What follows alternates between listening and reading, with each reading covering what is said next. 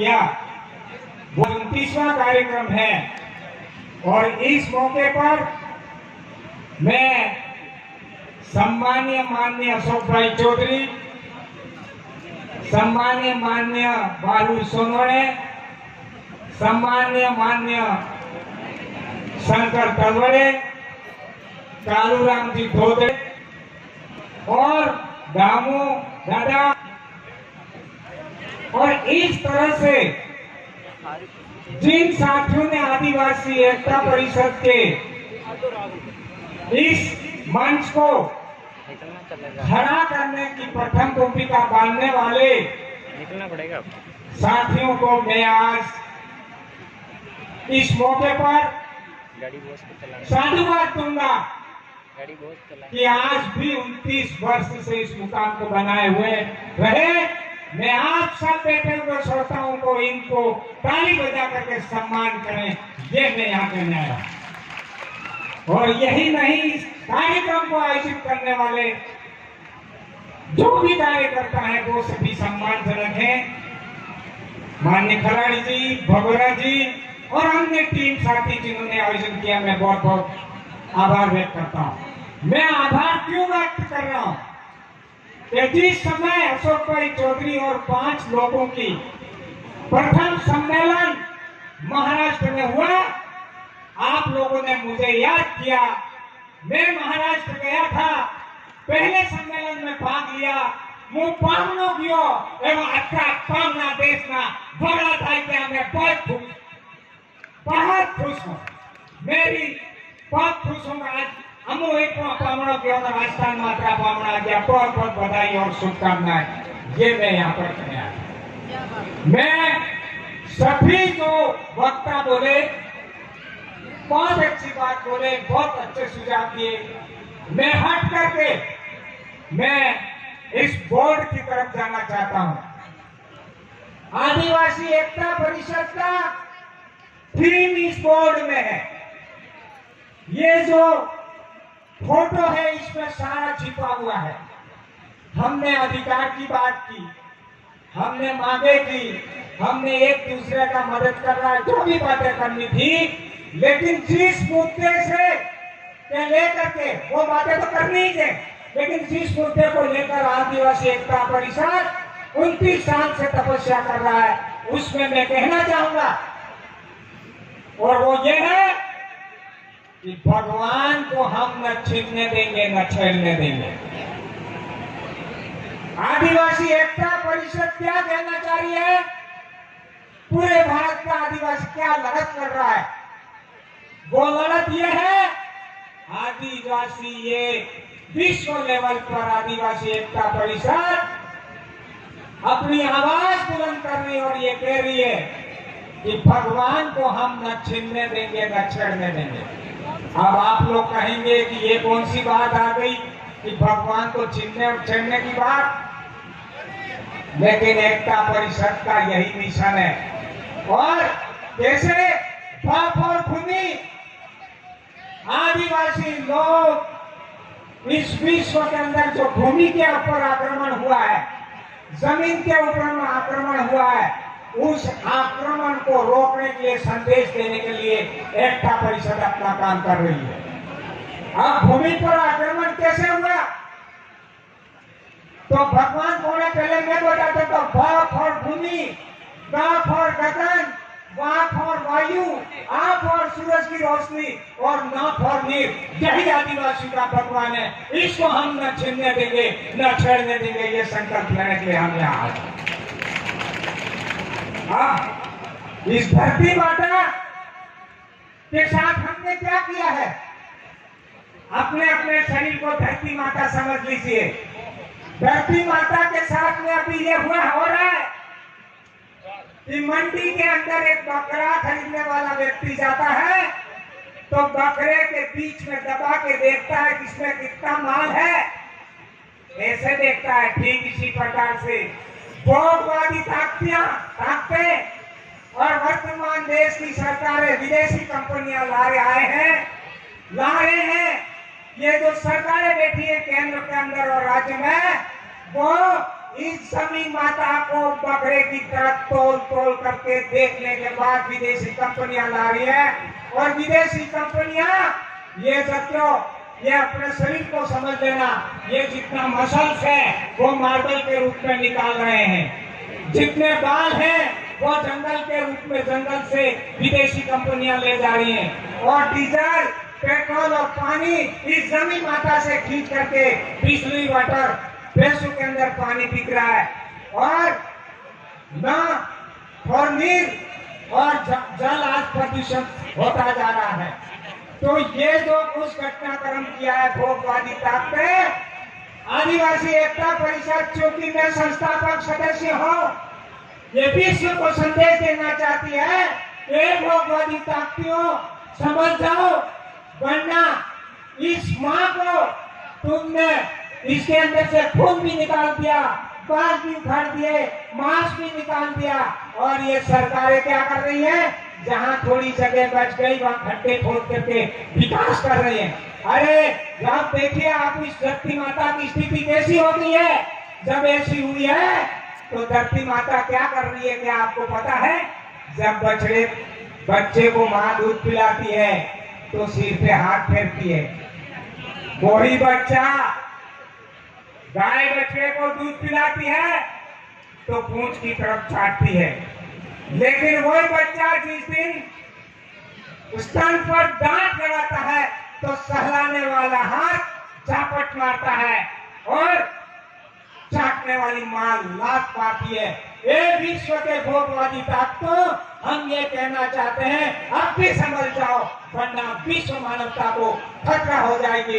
इसलिए एकता परिषद इस मौके पर विश्व को संदेश देना चाहती है, प्रकृति बचाओ आंदोलन, विश्व के अंदर कुदरत बचाओ आंदोलन को चालू करना पड़ेगा, तभी आप जी सकते हो, वरना विश्व मानवता का खतरा है। ये हम यहाँ पर कहने आए।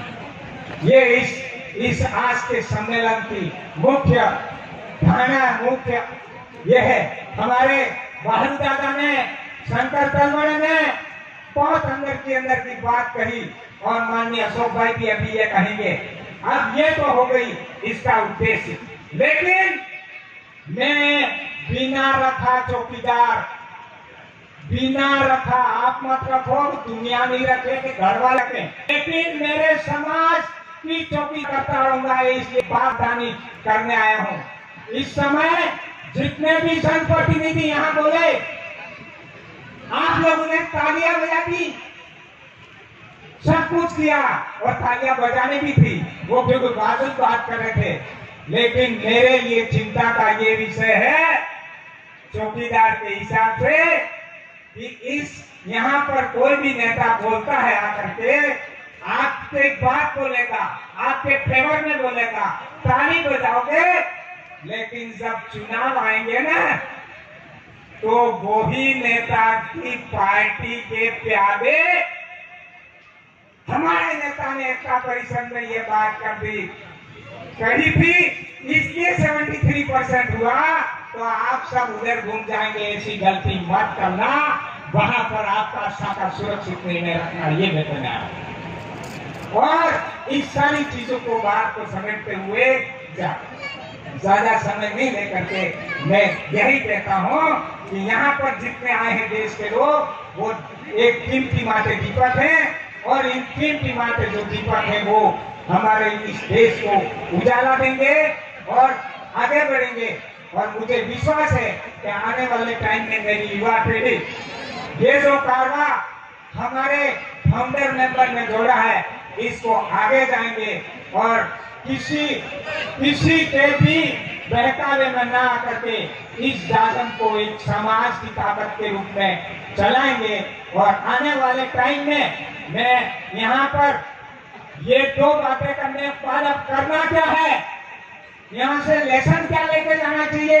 अगर प्रकृति को बात करते हुए एक बात कहकर के अपनी बात खत्म करूंगा, आने वाले टाइम में आपके पत्थर निकालना बंद हो रहा है, मकान बनना बंद हो रहा है। आने वाले टाइम में ये भोगवादी ताकतें जमीन को कूद रही है, इसको रोकना होगा और रोकना पड़ेगा। तब आप क्या करेंगे?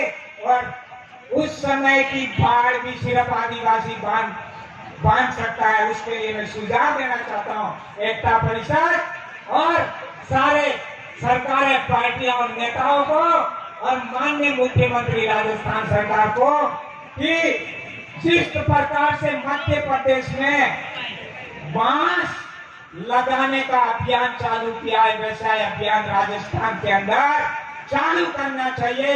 आने वाला टाइम में कमला बनाना है, તમારે કુટી રોડાની ખતમ થવા વાળી है, તે કમલું बनाना पर है, सोपरू बनाना है, हेतु पास से होगा। आने वाला टाइम आगे आ रहा है। ये बेजासासी अनुसूचित क्षेत्र के मेरे भाइयों को संदेश देना चाहता हूँ कि यहाँ से एक संकल्प लेके जाएंगे कि आप अपनी खेत खलिहान में 10-10 बांस के पेड़ लगाना चालू कर दोगे, इससे बड़ी सेवा कोई नहीं होगा। ओजोन परत से लेकर कुदरत में जो प्रदूषण फैल रहा है, इसको साफ करने में सिर्फ आदिवासी कर रहा है। उसके लिए मेरे समाज के साथियों से अपील करूंगा कि आप संकल्प लेके जाएं कि हर घर में 5 बम्बुल 5 बांस के पेड़ लगाएंगे।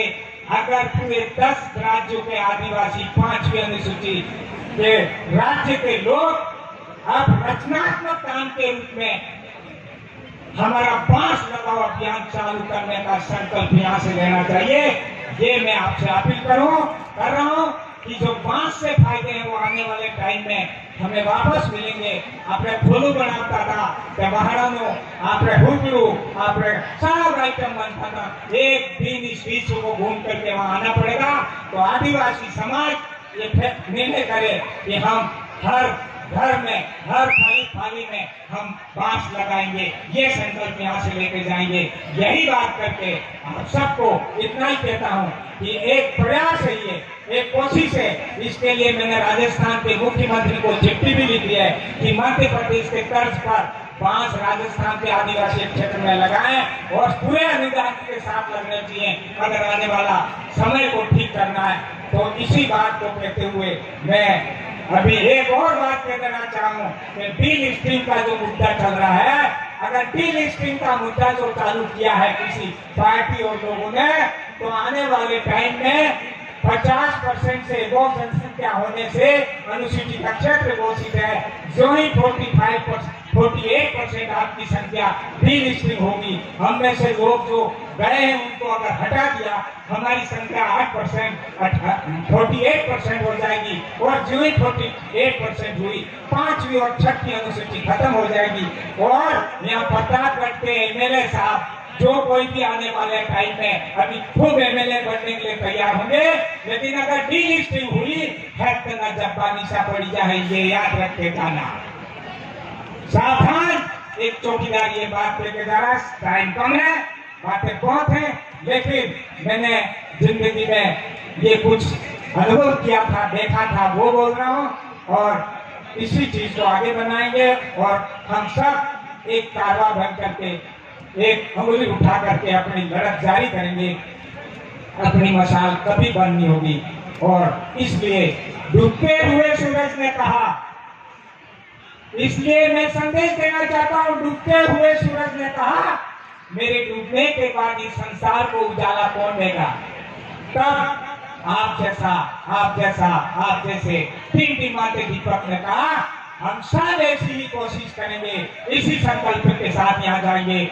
बहुत बहुत बधाई, शुभकामनाएं। और जिन्होंने कार्यक्रम किया बहुत धन्यवाद के पात्र हैं। आभार। जय जोहार, जय गुजरात, जय गुजरात।